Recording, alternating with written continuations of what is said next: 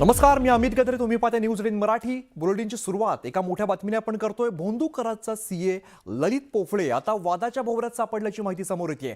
CA ललित पोफळेच्या नावे पुण्यातील Koregaon park भागात 9 रो हाऊस असल्याची माहिती समोर आली आहे. 2024 मध्ये ललितकडून 1.25 एकर जागेमध्ये 9 रो हाऊस खरेदी करण्यात आल्याची माहिती समोर येते. तर 2023 मध्ये ललितकडून आलिशान कारची देखील खरेदी करण्यात आली. त्यामुळे एवढ्या मोठ्या प्रमाणात आर्थिक व्यवहार करण्यासाठी सीए ललित पोफळेकडे एवढं गबाड कुठून आलं असा सवाल आता उपस्थित केला जातोय.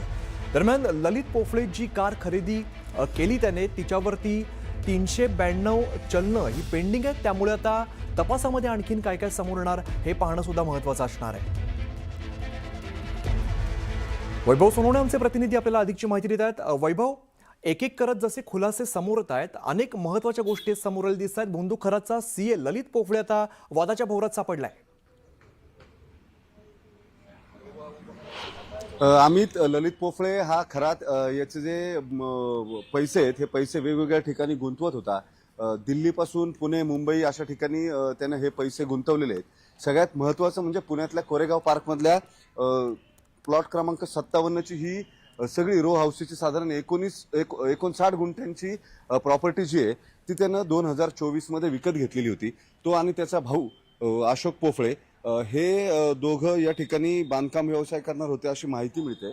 सगळ्यात ही स्कीम जी आहे ती रिडेव्हलप करणार होते अशी माहिती मिळते.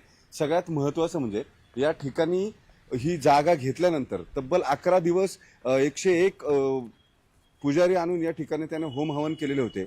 यापूर्वी या सगळ्या मालमत्तेचे मालक जे आहेत ते मुस्लिम असल्या कारणानं आणि जागेत दोष असल्या कारणानं या पूजा ज्या आहेत त्या 11 दिवस या ठिकाणी त्याने होम हवन केलं होतं असं या ठिकाणचे जे स्थानिक नागरिक आहेत आजूबाजूचे ते सांगतायत.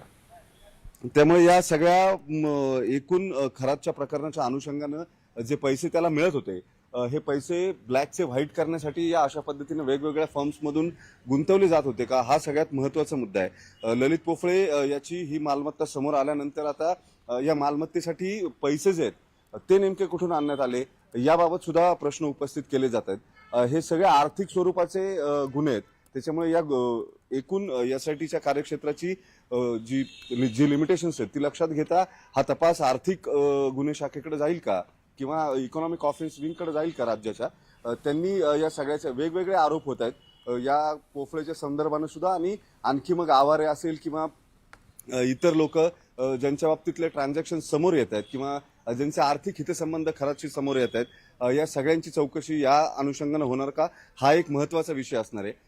एक या सगळ्या दृष्टीनं महत्त्वाची बाब म्हणजे ललित पोफळे हा ट्रस्टी आहे खराच्या ट्रस्टचा आणि तो स्वतः सीए सुद्धा आहे.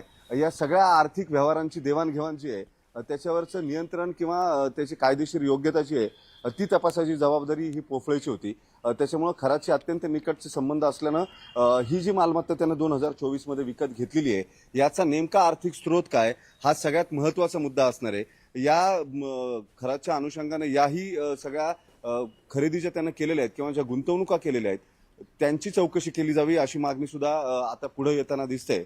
या 59 गुंठ्याच्या प्रॉपर्टीमध्ये जवळपास 9 रो हाऊसेस जे आहेत ते होते आणि साधारण 2024च्या दरम्यान त्याने ही खरेदी जी आहे ती केलेली दिसून येते. त्याची कागदपत्र जी आहेत ती सुद्धा समोर आलेली आहेत. अमित, बरोबर. वैभव, धन्यवाद या सगळ्या सविस्तर माहितीसाठी.